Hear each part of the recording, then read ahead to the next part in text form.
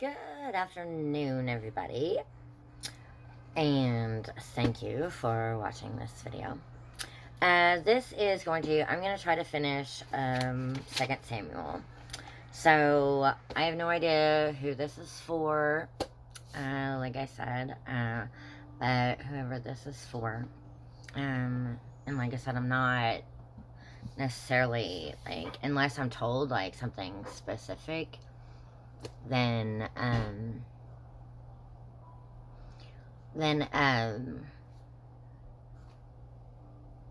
unless something stands out to you and, like, jumps off at you off the page, you know, or something, or you have, like, a feeling or something whenever you read it or whatever, then you'll know what it is that God's trying to tell you. That's all I can say. If I feel something, I'll tell you, if it's, like, the right thing or something that, like, maybe what, you know, God wants to say. Yeah. Okay, so, let's get right into this. Okay, so it says, this is chapter 3, and it says, now there was a long war between the house of Saul and the house of David. David. Okay. But David grew stronger and stronger and the house of Saul grew weaker and weaker. Sons of David. That's what this section's called. Sons were born to David in Hebron. His firstborn was Amnon by Ahinoam.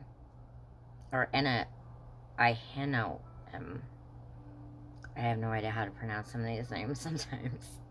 The Jezreelites, his second, Cheleb by Abigail, the widow of Nabal, the Carmelite, the third, Absalom, the son of Maacah, the daughter of Talmai, king of Geshur, the fourth,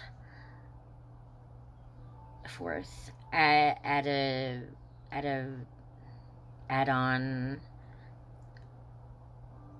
I have no idea. Adonijah.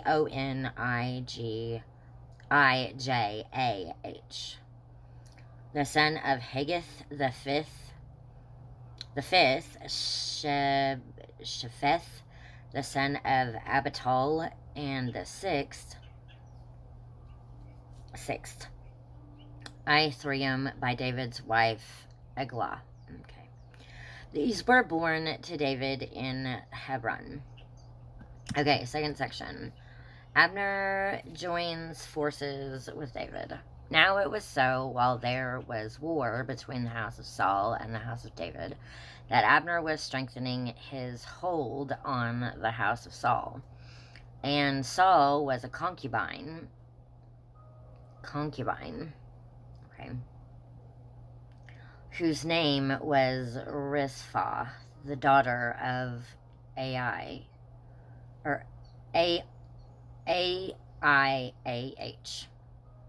So Ishbosheth said to Abner, why have you gone to my father's concubine? Then Abner became very angry at the words of Ishbosheth and said, am I a dog's head that belongs to Judah?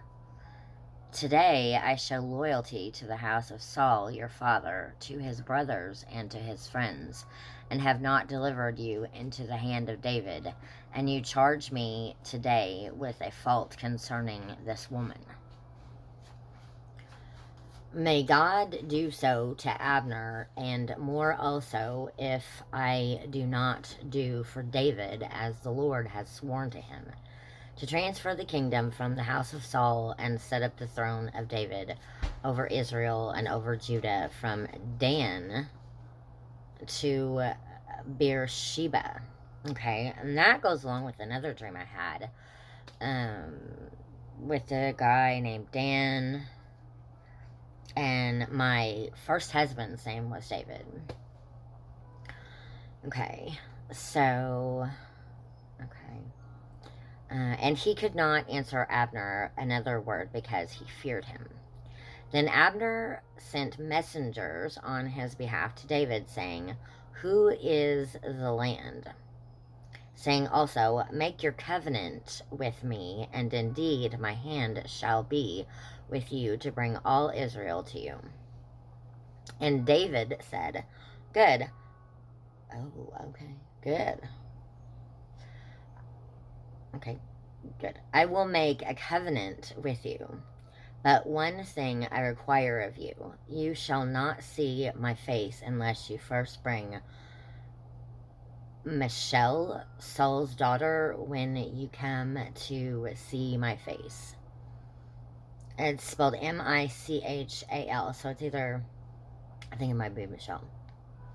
So David sent messengers to Ishbosheth, Saul's son, saying, "Give me my wife Michelle." Okay, yeah, that's Michelle. "Whom I betrothed to myself for 100 foreskins of the Philistines." And Ishbosheth sent and took her from her husband, from Paltiel, the son of Laish. Laish, I have no idea. Then her husband went along with her to Bahurim, weeping behind her. So Abner said to him, "Go, return." And he returned. Now Abner had communicated with the elders of Israel, saying, "In time past you were seeking for David to be king over you. Now then do it. For the Lord has spoken of David, saying, by the hand of my servant David I will save my people Israel from the hand of the Philistines, and the hand of all their enemies." And Abner also spoke in the hearing of Benjamin.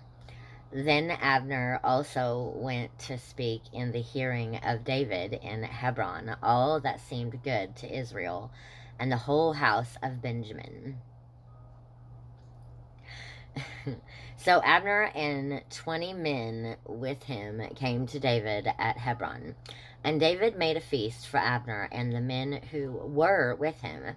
Then Abner said to David, "I will arise and go and gather all Israel to my lord the king, and that they may make a covenant with you, and that you may reign over all that your heart desires." So David sent Abner away, and he went in peace. Okay, and this section is called Joab Murders Abner. At the moment the servants of David and Joab came from a raid and brought much spoil with them. But Abner was not with David in Hebron, for he had sent him away, and he had gone in peace.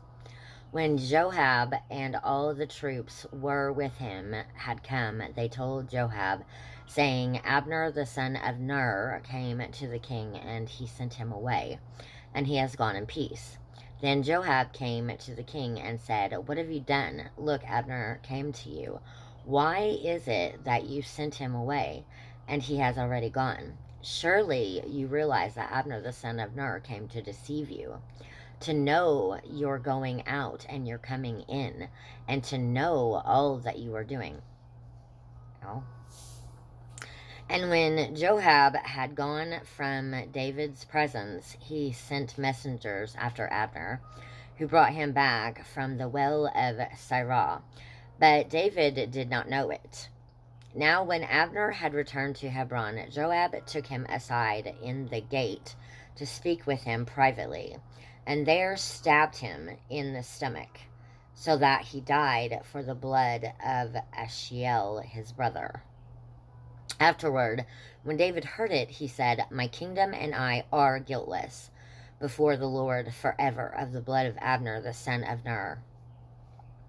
Let it rest on the head of Joab and all his father's house, and let there never fail to be in the house of Joab one who has a discharge, or is a leper, who leans on a staff, or falls by the sword, or who lacks bread."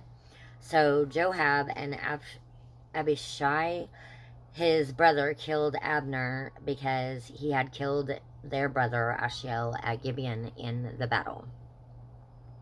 Okay, this section is called David's Mourning for Abner. Then David said to Joab and to all the people who were with him, "Tear your clothes and gird yourselves with sackcloth and mourn for Abner." And King David followed the coffin. So they buried Abner in Hebron, and the king lifted up his voice and wept at the grave of Abner, and all the people wept. And the king sang a lament over Abner and said, "Should Abner die as a fool dies? Your hands were not bound, nor your feet put into fetters. As a man falls before wicked men, so you fell." Then all the people went over him again, and when all the people came to persuade David to eat food, while it was still day, David took an oath, saying, "God do so to me, and more also, if I taste bread or anything else till the sun goes down." Now all the people took note of it, and it pleased them, since whatever the king did pleased all the people. For all the people and all Israel understood that the day it had not been the king's intent to kill Abner, the son of Ner. Then the king said to his servants, "Do you not know that a prince and a great man has fallen to this day in Israel? And I am weak today, though anointed king, and this men, the sons of Zeruiah, are too harsh for me. The Lord shall repay the evildoer according to his wickedness." Okay, so that is all for chapter 3 of 2 Samuel. Okay, that's all I got for you. Thank you for watching this video, and have a good day.